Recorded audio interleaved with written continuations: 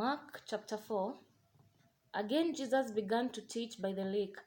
The crowd that gathered round him was so large that he got into a boat and sat in it out on the lake, while all the people were along the shore at the water's edge.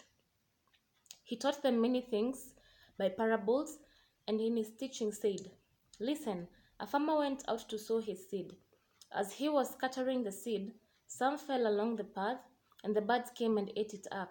Some fell on rocky places where it did not have much soil.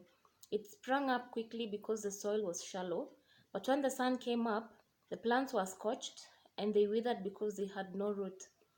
Other seed fell among thorns, which grew up and choked the plants, so that they did not bear grain. Still other seed fell on good soil. It came up, grew, and produced a crop, multiplying 30, 60, or even 100 times." Then Jesus said, "He who has ears to hear, let him hear." When he was alone, the 12 and the others around him asked him about the parables. He told them, "The secret of the kingdom of God has been given to you, but to those on the outside everything is said in parables, so that they may be ever seeing but never perceiving, and ever hearing but never understanding. Otherwise they might turn and be forgiven." Then Jesus said to them, "Don't you understand this parable? How then will you understand any parable? The farmer sows the word.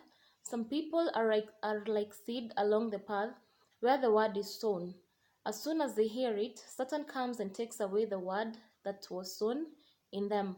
Others, like seed sown on rocky places, hear the word and at once receive it with joy.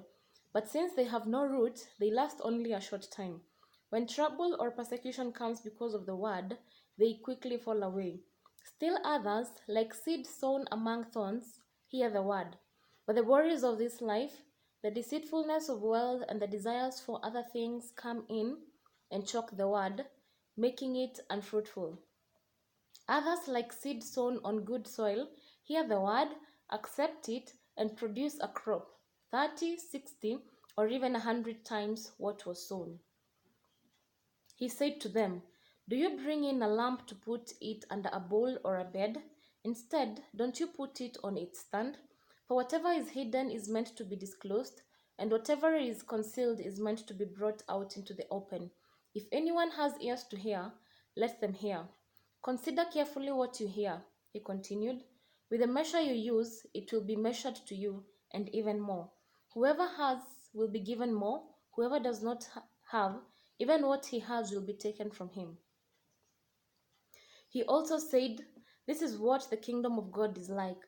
A man scatters seed on the ground night and day. Whether he sleeps or gets up, the seed sprouts and grows, though he does not know how.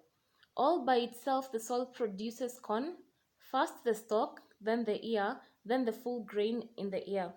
As soon as the grain is ripe, he puts the sickle to it, because the harvest has come."